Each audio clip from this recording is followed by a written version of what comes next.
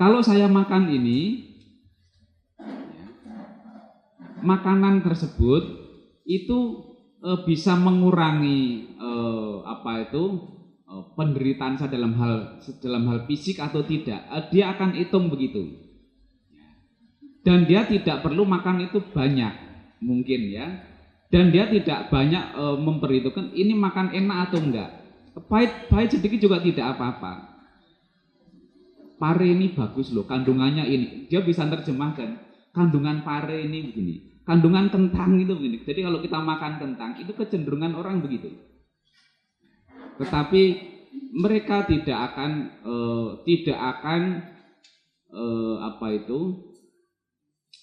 seperti yang misalnya orang yang emosional. Artinya, ya nggak enak dikit ya biar saja. Karena kecenderungan dia bukan untuk enak atau enggak enaknya, bukan untuk ini dilihat menarik atau tidaknya ini makanan. Kalau yang kedua, wah makanan ini menarik, waduh ini susunannya bagus segala macam, ya kan? Wah makan tuh dinikmati, wah segala macam. Tetapi pengertiannya seperti kecenderungan yang ketiga dia tidak munculnya itu tidak sekuat kecenderungan ketiga. Dan yang keempat itu adalah secara bahasa umum itu adalah orang yang punya kecenderungan yang spiritual. Jadi makan ini membantu untuk kehidupan spiritual saya atau tidak. Dia tidak mau sampai caranya memperoleh pun itu yang nggak mau sampai berebut, nggak mau sampai ya sesuai kecenderungan dia lah, kecenderungan dia. Nah, Bapak Ibu, saudara-saudara sekalian, maksud saya adalah bahwa kita ini sebagai umat Buddha berumah tangga, ya setiap hari makan juga. Memang kita harus makan.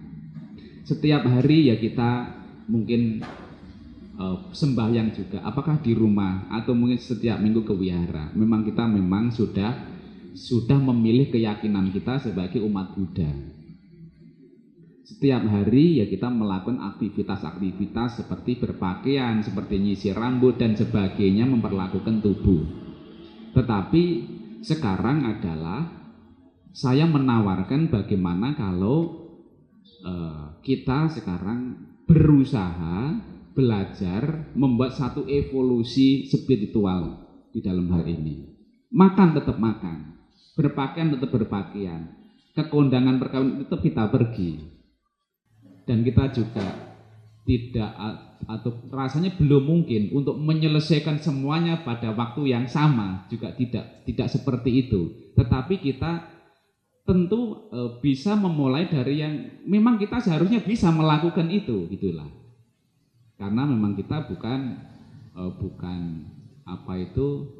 pertapa.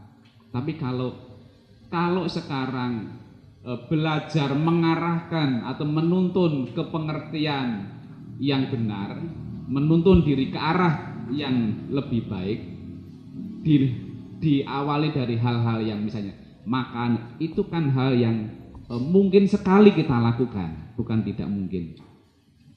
Artinya bahwa kita supaya tidak terus menerus tidak membuat usaha supaya naik kelas gitulah kalau anak sekolah.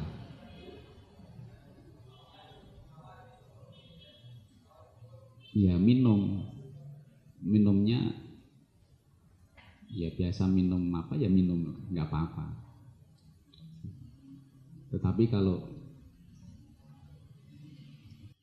manis sedikit ngedumel, kurang manis ya ngedumel juga, ya kan itu. Artinya kita setidaknya bisa untuk memeriksa saya ini adalah orang yang punya tipe kecenderungan di mana sih sekarang. Dan saya harus melakukan apa. Kembali ke contoh uban,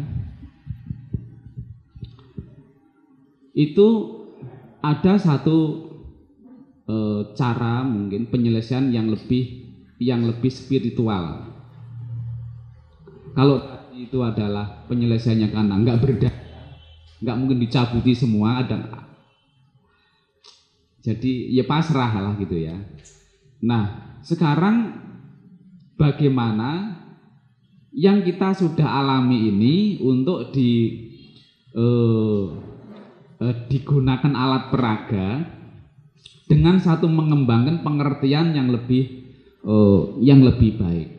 Artinya bahwa itu berusaha tidak menimbulkan satu ganjalan yang, tetapi juga bukan ya wis lah gimana, bukan begitu juga.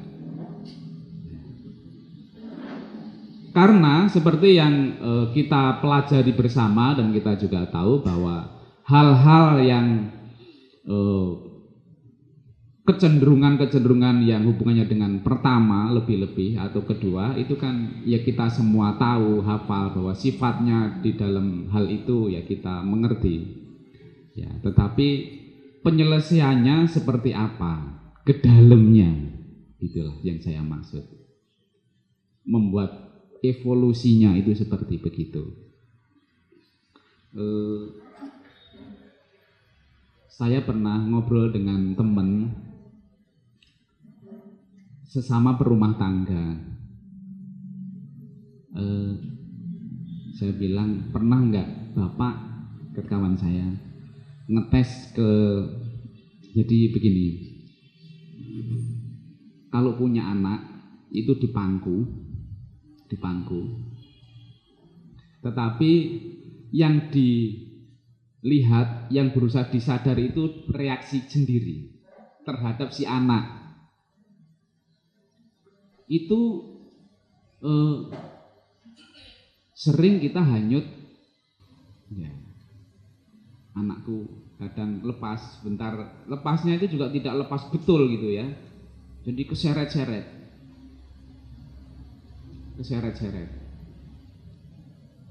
Nah tetapi rasanya kita sebagai umat Buddha berumah tangga mau tidak mau juga seharusnya melatih juga, karena memang faktanya ya kita seperti itu, artinya sudah kebanjur punya gitu, bukan punya, kebanjur ada. Kalau kita nggak mau berusaha juga, nanti yang yang keteteran ngurus ke dalamnya ya kita sendiri juga. Nah karena sudah kebanjur ada anak, ya boleh juga sesekali anaknya dipakai alat peraga sendiri. Nah, termasuk ngobrol-ngobrol dengan anak-anak di wihara. Kamu punya mama namanya siapa? Wati. Kalau kamu panggil mamamu itu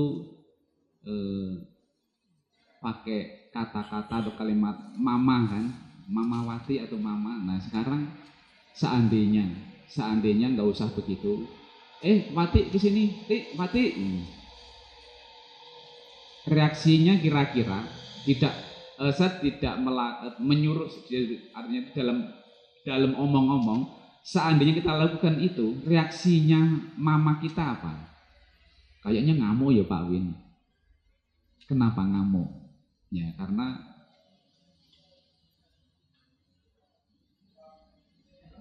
label Wati dan label mama itu kan sudah sedemikian luar biasanya, dan itu begitu dia mendapat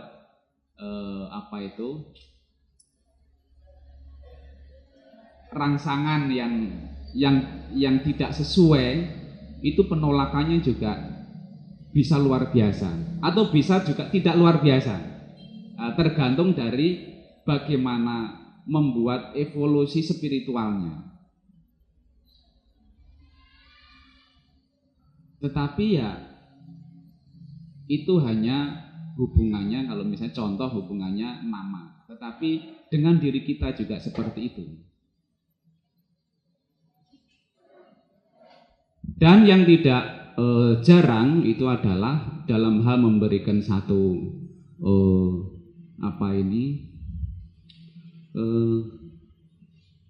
satu reaksi yang kita itu juga kadang-kadang itu lebih bersifat hanya ngayem-ngayemi, menghibur. Itu misalnya seperti begini. Kalau hal yang tidak enak itu lebih gampang. Wah, ya udahlah, memang karmaku begini, mau diapain. Ya. Itu saya katakan untuk tahap tertentu ya silakan saja, tetapi sesungguhnya juga tidak menyelesaikan yang sesungguhnya, karena itu ngayem-ngayemi, saya katakan gitu, ngayem-ngayemi dengan konsep itu maksud saya. Nah, mestinya latihan yang kita lakukan adalah bagaimana berusaha untuk ya lebih ke dalamnya, bukan itunya.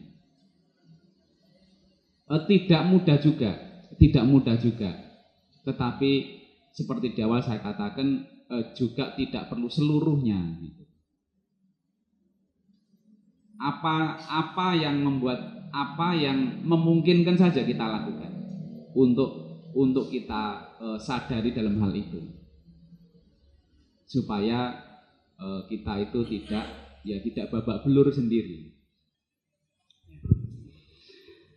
Bapak Ibu, saudara-saudara Dharma, jadi kecenderungan ini nanti akan menentukan bagaimana kualitas kebahagiaan kita. Ya. Dan tentu sesuai dengan tujuan kita semua para umat Buddha adalah untuk mewujudkan, untuk merealisir satu kebahagiaan yang sempurna sesungguhnya. Tetapi itu semua kesempurnaannya itu kapan itu diraih, kapan lulusnya, ya saya kira tidak perlu juga dirisaukan sekarang. Tetapi setidak-tidaknya saya mengajak marilah kita membuat satu penyempurnaan di dalam kehidupan beragama kita sebagai umat Buddha.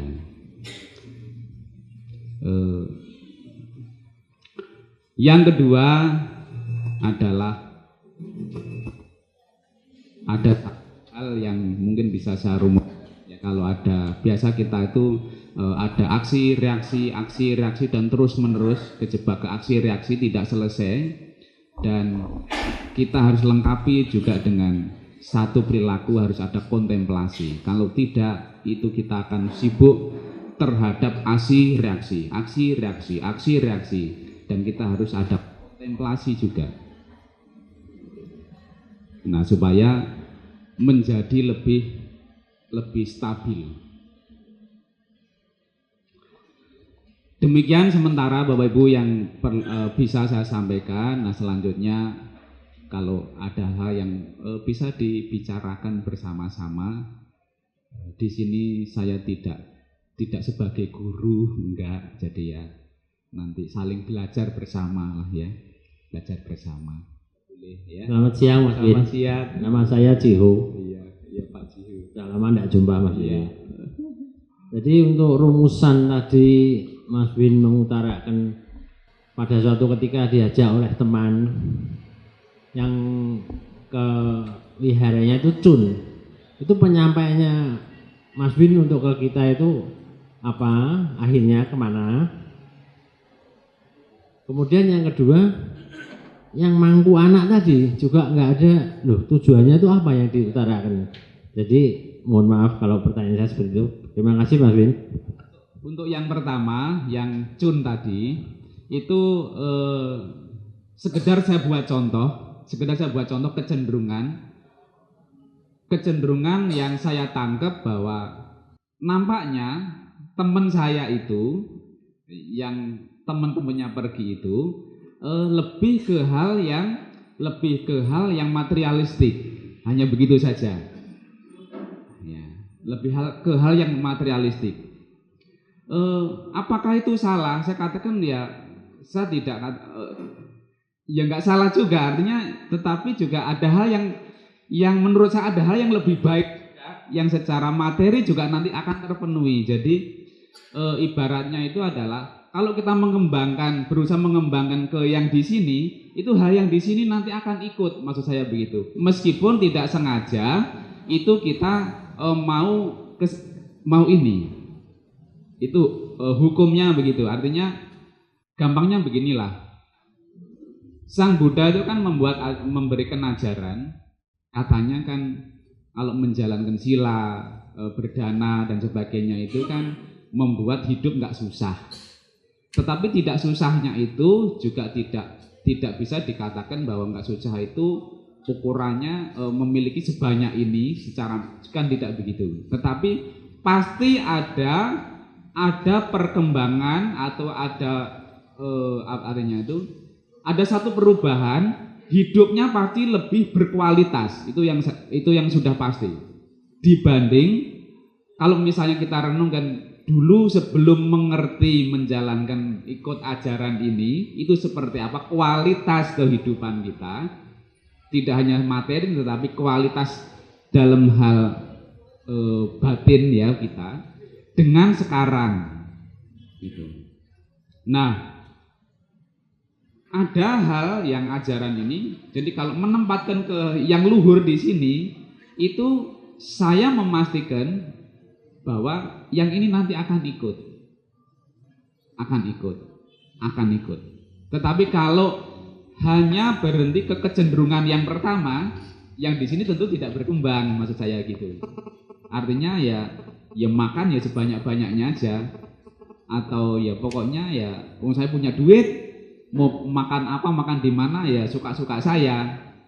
Ya, mau saya habiskan waktu saya ke tempat apa ya suka-suka saya, karena dia memang tidak ada satu pengertian menuntun diri ke arah jalan yang benar.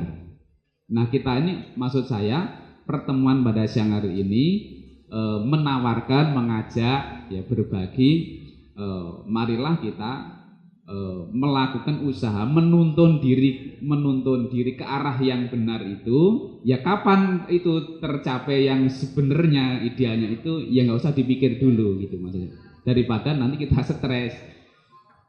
Tetapi kita bisa memulai dari hal yang sebenarnya memang mungkin kita lakukan, bukan tidak mungkin. Ya termasuk ya makan kan kita setiap hari makan, tinggal melengkapi saja, maksud saya membangun pengertiannya saja sekarang, sehingga kita menjadi umat Buddha yang lebih punya kualitas. Itu yang pertama, itu sekedar contoh tadi Pak. Nah, kalau yang kedua hubungannya anak itu adalah orang yang kecenderungan pertama, kedua hubungannya dengan anak, Bapak Ibu yang punya anak mungkin bisa bayangkan. Artinya begini, anak itu semengembirikannya itu kan kita juga sebenarnya pada satu saat kita menyadari aku dhisik kok kowe dhisik sing mati. Bapak pernah melihat anak, atau kalau suami lihat istrinya, istri lihat suaminya. Nah, kalau belum tidur dilihat kan nanti bisa ngapain lihat saya kan gitu. Tapi kalau suaminya tidur, nah istrinya lihat suaminya. Kowe dhisik apa aku dhisik ya. Prinsipnya yang mendahului atau yang didahului itu sama. Kalau tidak ada pengertian di sini, gitu Pak. Apa berarti saya sudah bisa? Itu yang kembali kita atau saya sampaikan, berusaha menuntun itu tadi. Tetapi kita itu kan ya tahu persis sebenarnya, bukan tidak tahu. Siapa sih yang nggak tahu bakal mati? Tetapi bagaimana menuntun batin kita sendiri untuk menjadi tidak kaget, itulah yang saya kira kita harus latih di situnya. Jadi kalau istri saya tidur itu saya liatin, kadang ya kasihan, kadang ya saya merenung, kok ya kebangetan gitu. Jadi macam-macam yang muncul karena kita juga kadang juga berperilaku yang nggak patut juga dalam hal-hal yang ya situasi tertentu. Nah, tetapi pernah saya bilang gini, Mak, sayang saya tidak. Dia bilang, ya sayang, bener, iya. Kalau memang sayang saya, apa yang Mama lakukan kalau saya mau mati? Ngono meneh enggak, saya mau mati dulu, dia bilang gitu. Ya kalau bisa minta, tetapi dia mau duluan atau saya mau duluan itu hal yang enggak bermasalah sebenarnya. Tetapi bagaimana saat didahului, bagaimana saat mendahului, itulah sikap kita itu. Nah, membangun pengertian yang seperti apa, tetapi bukan pengertian dari baca buku, maksud saya begitu. Iya. Pengertian baca buku ya, selamat jalan mah, semoga bahagia, kan begitu ya. Tapi faktanya hubungannya dengan anak kita tuh tarikannya luar biasa. Tarikannya luar biasa. Mungkin juga tidak akan tuntas juga, tetapi paling tidak biar nggak kenemenen lah, maksud saya hanya begitu saja.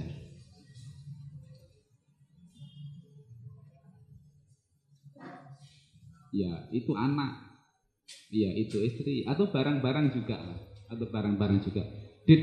Ditinggal sandal yang baru dengan meninggalkan sandal yang baru kan ya apa bedanya? Yang membedakan itu nanti adalah di sininya itu tadi. Ditinggalkan sandal yang baru, kelihatan sepele cuma sendal. Tetapi itu keakuan memilikinya yang luar biasa, itu yang membuat 3-4 hari nggak sembuh. Tidak berhenti menderitanya itu.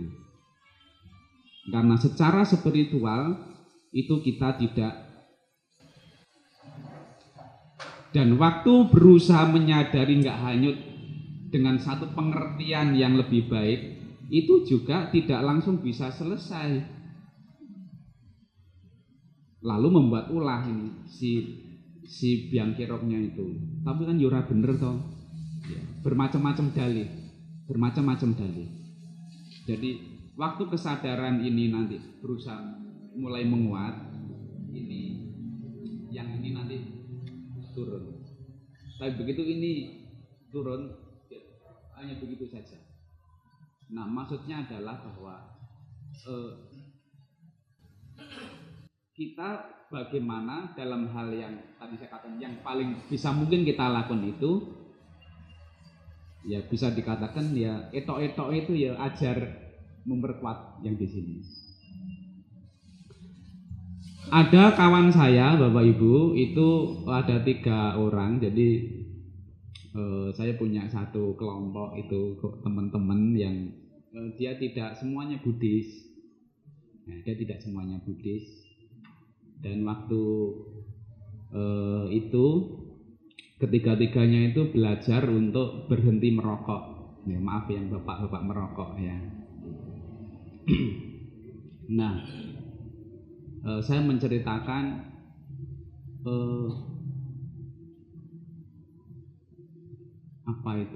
dampak yang tidak menguntungkan dari perilaku merokok, dan akhirnya mereka itu bertiga sepakat untuk berhenti merokok. Nah, yang pertama ini 3 bulan dia berhasil sampai 3 bulan. Sampai sekarang itu nggak merokok. Yang ini tuh 2 bulan itu bolong-bolong. Nah, dia bilang begini, Mas Win, kalau saya sedang puasa itu kalau saya berhenti merokok kok bisa? Kalau saya tidak sedang puasa kok saya tidak bisa berhenti merokok?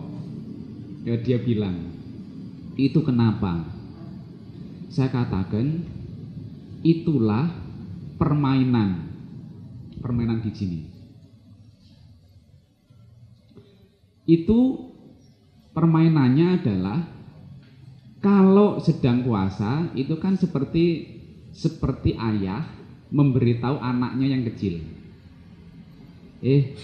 ini kan hanya sebulan, nggak apa-apa, nanti setelah sebulan kamu boleh lagi kok. Ngomongnya itu begitu di sana, sehingga bisa. Tetapi kalau sekarang begini, puasa nggak puasa pokoknya tidak ada ampun, nggak boleh, itu ngiler-ngiler mungkin, dan kelihatan itu pemberontakannya luar biasa. Karena apa? Karena ya itu tadi, ulahnya sih itu pinter gitu. Dan begitu itu artinya kan seperti kita benar-benar membuat konfrontasi. Ayo, kamu yang menang apa saya yang kalah, kan begitu. Itu kan kelihatan benar bagaimana perlawanannya. Dan itu ya tergantung nanti pertimbangan-pertimbangan apa yang muncul, pengertian-pengertian apa yang muncul yang bisa untuk menyelesaikan di situ, dan bagaimana dia melatihnya, menghadapinya.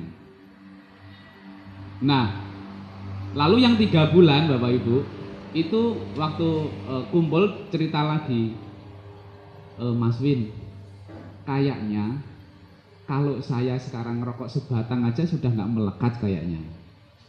Ngomongnya begitu Pak. Saya katakan, itu pinternya. Nggak berani berantem langsung, itu dia mundur dulu sebentar. Nah, begitu nanti tadi ini turun sedikit, dia ulangnya lagi, yang mengatakan di sini, kayaknya kalau nyoba sebatang lagi aja saya nggak akan melekat kok. Itu pinternya kayak begitu Pak, pinternya kayak begitu. Dan maksud saya adalah dalam hal spiritual ini tadi, saya katakan saat itulah harus bagaimana untuk ini fight yang di sini. Begitu ini tidak naik, wah itu saya katakan, begitu nanti kamu mencoba sebatang, wah saya nggak yakin kamu akan berhenti lagi merokok. Itu bisa, wah gembiranya luar biasa itu Pak yang di sini. Itu nanti akan pesta dia, saya menang, hore dan sebagainya. Itu contoh yang saya alami dengan teman-teman. Belum hal-hal yang lain. Lalu dia bilang bahwa wah ternyata ini ya Mas Win nggak gampang juga. Ya memang tidak gampang. Siapa yang bilang mudah?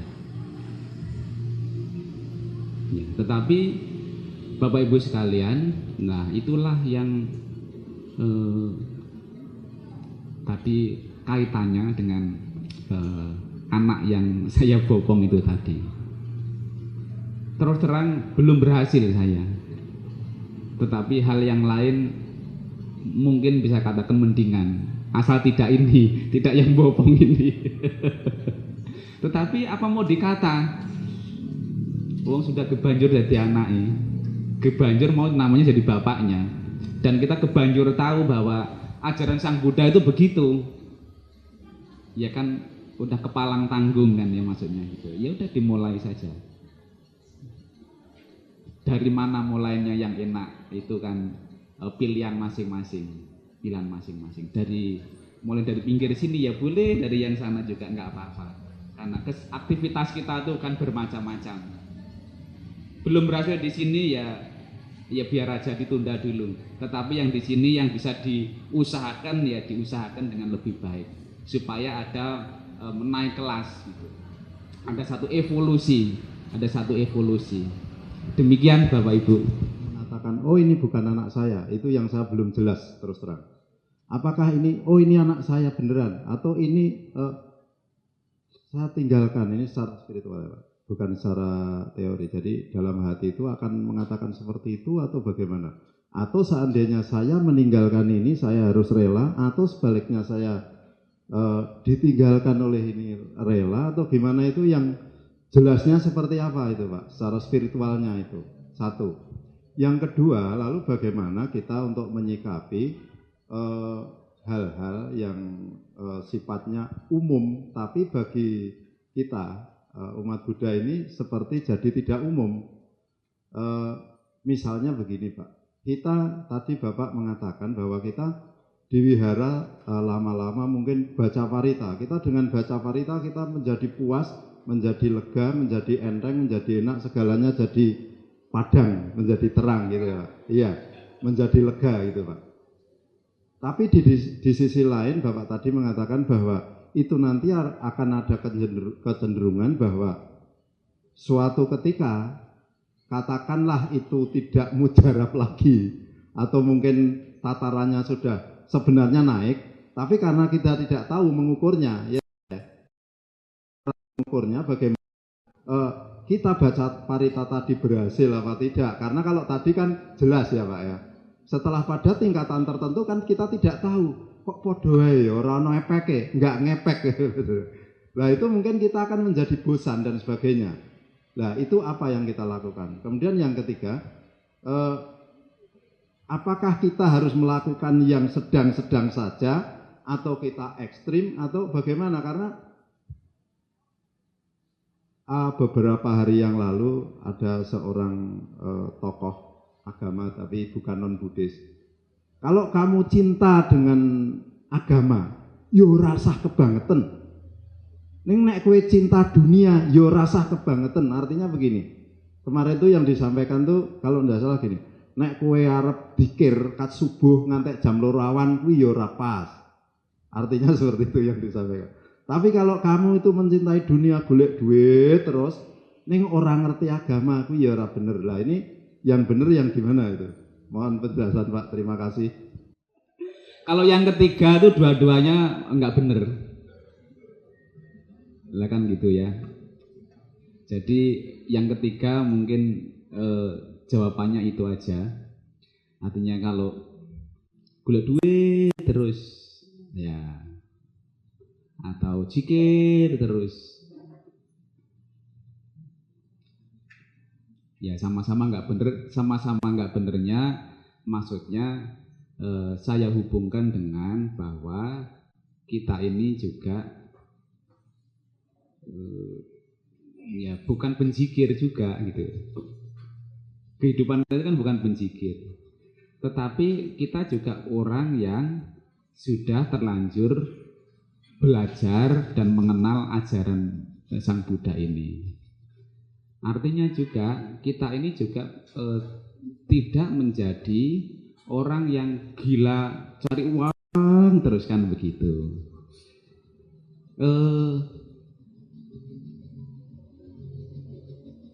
Saya ditanya gini Pak, hubungannya dengan yang ketiga.